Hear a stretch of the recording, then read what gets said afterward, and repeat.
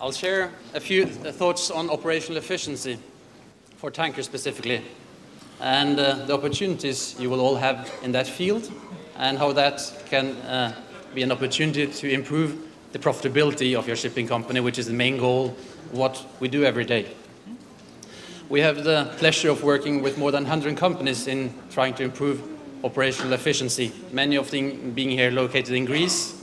And lately, we had the pleasure of working together with Euronav, which had proactively contacted us to see what are the opportunities for them to further improve their operational efficiency. Since we're in Greece, I was first considering to give the presentation in Greek, but I guess it would be limited to something like "To plio mu είναι super πολύ αργό," and I don't think that would give you much value. So let's continue in English and see if I can bring something that you can take with you home for your everyday work. The first question you should ask yourself is, what is the actually bunker consumption of your fleet? What is the impact it has on your operation? Typical example, VLCC operating on a typical profile have fuel consumption of 15 to 20, or let's say average of 17,000 tons per year. How much is that? It used to be 10 millions per year, the last few years with $600 per ton. At the moment it's probably more closer to 5. By my gut feeling, I think that's as good as yours, in a few years it will probably rise. When and how much, that's another question. But I'd say that amount makes sense to start working on it. The second consideration, what is the impact of your company? I'd say typically 3 different impacts. You have the first one, the one on your spot. Every dollar you save on bunker is a dollar in your pocket. Indirectly, you may have your vessels in a pool. Pool points give more profitability to you, more or less direct impact. But not forgetting the charters. The charters are noticing the benefits of fuel consumption reduction as well. So each time you save your charter for a fuel cost, it will benefit you in the probability of getting a charter or to get a charter at all in bad times. Just looking at Euronav, I think the last few years average of 400 million revenue per year, and fuel cost is roughly above half of it. There was a big number here, 65%, depending what you consider in capex and so on, it's probably half of the cost of the company. So that means cutting fuel costs by 2% is a 1% profitability increase of the overall company. Where are the costs? On the commercial side, the revenue side of shipping, I trust you are much better than me. You know how to get the best charter contracts. You are better connected with the brokers. That is not my expertise. We're trying to work on the cost side, looking at the total cost of a vessel. So let's look at the VLCC trading at average 13.5 knots, a typical profile. This is going from the price of $600 per ton. The voyage-related costs is the biggest one. Fixed operating costs, where we have the classification cost as well, is a smaller share. Capital costs is also around 1/4, also smaller than the voyage-related costs. So let's look more into the voyage-related costs. That vessel, on a typical operating profile, 44% of total costs of the vessel is fuel. So I want to improve the profitability of my company. Where do I start? Fuel cost. And the lucky thing is fuel cost you can do something about, operational cost there. You may come with a second comment, yeah, it's not $600 per ton anymore, it's $300. I'd still say it's important. It is a quarter still. And as I said, there are a big probability that it will increase going forward. What are then the levers? What can you do to improve the efficiency, the fuel efficiency of your fleet? We try to work from 2 different angles. You have the asset.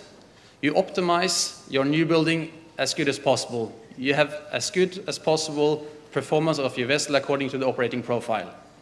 For existing vessels, you can also look into retrofitting. On the right side, you have the operational topics. How well are you maintaining your vessel? How well are you doing voyage planning? How well are you cooperating within different units in your company? Rough estimates on the existing vessels, we believe that you can save 5 to 10% at least on the retrofitting side, and 5 to 15% on improving how you operate your vessel. This, of course, depends. If you have an FPSO not moving a nautical mile per year, it's difficult to work on fuel. You would then work on other topics. Going back to the VLCC example we had earlier, 10%, that's about 1 million at $600 per ton, or 500,000 if we look at the $300 per ton we're having at the moment. The retrofit side is something that requires a lot of capital. It's something that requires a big investment, and is something that at the moment have quite a long payback time. So work on it, select the things that will give payback time according to your investors, but don't forget about the operational side. It is low cost, and it's a big opportunity, even bigger, we believe, than the retrofit side. I'd also like to say the right side is about changing people. It's not an easy task. We talk with our clients and my colleagues, and we're always saying the most difficult things you can retrofit is the people. So let's see what are the challenges we see here. First is the organizational anchoring. On energy efficiency, it's not enough if one guy is responsible for half of the cost of the company. It is something that has to be treated throughout the organization. It is not operations, it is not technical alone, it's not HSQE, it is not the energy manager, it's not top management alone, it's not the chartering. Everybody have to work together. Reporting and monitoring is an important word at the moment. Gathering lots of data, but not only gathering them, using the data. That's where we see the challenges. Simple, using the data to take smarter decisions. The final part here, the measures. If a captain gets a book, 100 pages, 300 things that he has to do every day, he will not do it. If he gets something that he can count on one hand, and it's still also the important things which have been proposed by the crew in advance, it is a bigger chance that it will actually happen. Those three in total makes up challenges in implementing operational measures. So in core, it is the organization, the reporting and monitoring, measures, as well as implementation. First, you look at the organization. You have top management. You have the ship management with its typical parts, operations, project. All of those are involved in energy efficiency. Technical is typically maintaining the vessels to perform at lower specific fuel oil consumption of the main engine, boiler that has a good burning of fuel. Operations are planning the voyage, setting the speed, the boundaries of the voyage consumption. Chartering projects are buying or chartering in the vessels that should be efficient and fit the operation. Then you have the energy management team trying to coordinate that. This is a crucial role in the company because it, as I said earlier, can directly impact the profitability.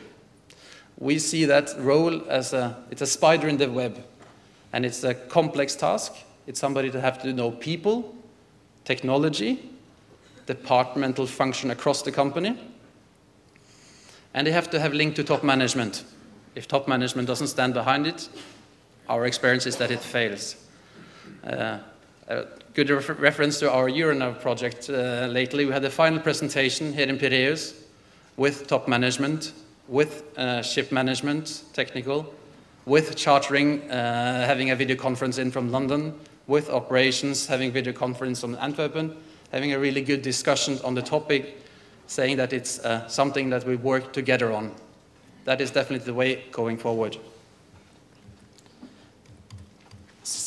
Second topic, performance system.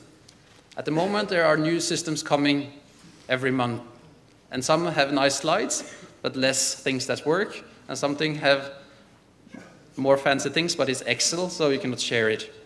No matter if you develop your own, buy a commercial solutions, or buy our DNV GL Eco Insight product, focus on 4 things.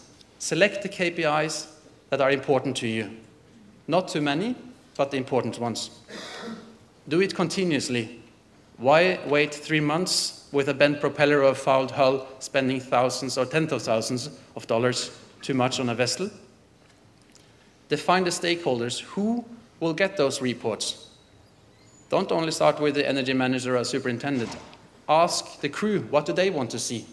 So that people see what is important to them. You're here at the conference now because you feel the topic is important.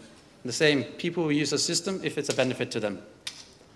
And also, see the numbers they want and get an attention if you need to improve. Get an alarm. You don't want to do Excel analytics all day. You don't have time for that because you have dry dockings, you have new vessels coming into your fleet, and so on. You want to have a red flag saying, my vessel is fouled, I need to order an inspection of my hull. Thirdly, the measures. These are a selection of measures. Depending on the vessels you're having, you have different things you can do to reduce consumption on board your vessels. There are many of them, and every of them can bring a benefit. Voyage planning, saying the actual speed of the voyage, voyage execution, weather routing, ship performance, the condition of your hull, the main and auxiliary engines condition, their specific fuel oil consumption there, the consumers on board, the pumps, the fans, the air compression system, and so on, and the fuel management, the quality of your supplier and the fuel.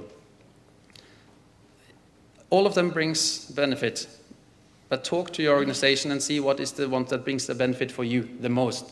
Start with those that you can implement and that bring a benefit. So let's say you have a market average ship. It has 100% consumption. You do some retrofit, you have some losses due to operation, and then you have your performance in the end. Do you know where you are at the moment? Do you know where you are compared to other companies? Try to find out that. So to summarize the topic, energy efficiency is a key differentiator, not only for the environment, but for profitable operation. Asset measures have long payback time. Go to operational cost. There it is, the organizational topics, the reporting, monitoring, selecting key measures, and implementing it throughout your company. Thank you. That was just our thoughts on the topic.